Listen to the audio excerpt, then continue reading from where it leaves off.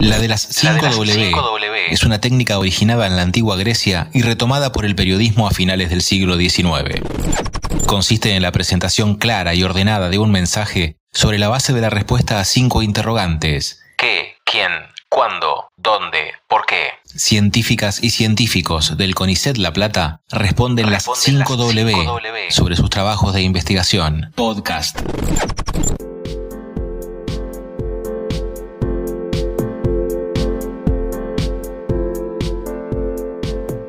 Mi nombre es Mariano Espléndido, soy investigador asistente de CONICET en el Instituto de Investigación en Humanidades y Ciencias Sociales de la Facultad de Humanidades y Ciencias de la Educación en la Universidad Nacional de La Plata, facultad en la que también me desempeño como jefe de trabajos prácticos en la materia Historia General 2, perteneciente a la carrera del profesorado Licenciatura en Historia.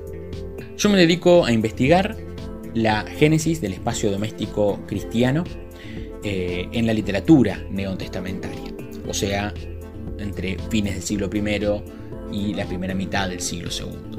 Esto viene a relación de que durante mi formación doctoral y en mi tesis doctoral, mi temática versó sobre la situación de los esclavos dentro de las comunidades cristianas primitivas y cómo se constituía el discurso y la práctica en relación a estos sujetos, tanto varones como mujeres. En el periodo de carrera de investigación, desde 2017, me dedico a tener una visión un poco más de conjunto, no solamente centrada en el esclavo, sino en las mujeres, ¿no? las esposas, los hijos y otros dependientes del hogar, en torno a la constitución del oikos, ¿no? La palabra griega que designa al hogar en un sentido muy amplio, no solamente lo material, sino también las relaciones, y cómo ese oikos sirve como catapulta para la constitución de un poder local jerárquico en la figura de los grandes proveedores de la comunidad, ¿no? Estos amos, padres de familia, propietarios que de alguna manera son el eje del discurso de varios de las vertientes cristianas entre fines del siglo I e inicio del siglo II, ¿no? Este cristianismo que se localiza, ¿no? Y que sin embargo no es absolutamente aceptado, sino que conoce tensiones y resistencias, tanto en algunos integrantes del hogar como incluso en otras formas de cristianismo que resisten, ¿no? Y que no están de acuerdo con la concentración, ¿no? La creación de una comunidad de creyentes nucleada en un hogar, nucleada en hogares, donde la conversión se transforma en una herramienta de subordinación, tanto de los esclavos como de mujeres y los demás dependientes. Esta investigación actualmente la estoy llevando adelante centrada justamente en el texto de Hechos de los Apóstoles, que es una primera historia del movimiento de los creyentes en Jesús, una historia que se supone, ¿no? Hay algunas divergencias, pero en general hay cierto acuerdo de que se ha producido hacia la primera década del siglo II, donde a través de, la reconstitución, ¿no? con ciertos intereses, tanto teológicos como histórico-políticos, que nos ofrece el autor, se puede ver sus perspectivas en relación a lo que es el cristianismo basado en líderes locales, administradores, y lo que es el cristianismo carismático, itinerante, centrado en figuras como los apóstoles y los profetas que van viajando de una comunidad a otra. Esto genera mucha atención.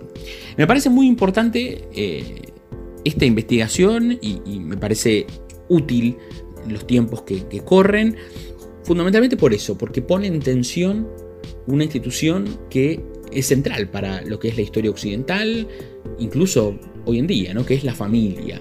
Tratamos de encontrar los elementos que han ido constituyendo la idea de familia que aceptó la cristiandad occidental, si bien obviamente con cambios posteriormente y con adaptación a otras realidades socioeconómicas, pero la identificación de esos dispositivos de poder y por ende de resistencia, ¿no? Nunca deja de haber resistencia a estas medidas, ¿no? que por ejemplo podemos ver en la ficción cristiana o incluso en textos más normativos, como algunas epístolas o algunas homilías. Esta resistencia y este cuestionamiento constante a la progresiva conformación de una autoridad que en ese momento aún no tiene los elementos de control y de coerción que va a tener mucho más adelante, ¿no? Y cómo se negocia en última instancia el espacio de una manera muy original. Me parece que es un buen momento para observar estos procesos de encumbramiento, de conflictividad y las resoluciones que va tomando cada una de las comunidades. No estamos hablando de un cristianismo plural, no monolítico, no con una única autoridad y demás, sino de dinámicas comunitarias en las que nadie tiene la última palabra y en la que la identidad cristiana justamente tiene una intención de volverse dura y monolítica, pero persiste toda una perspectiva de flexibilidad y de negociación muy interesante.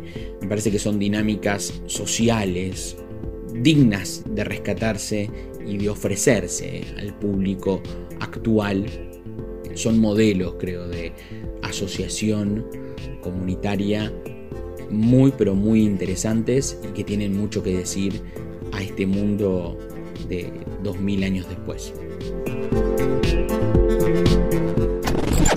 Podcast.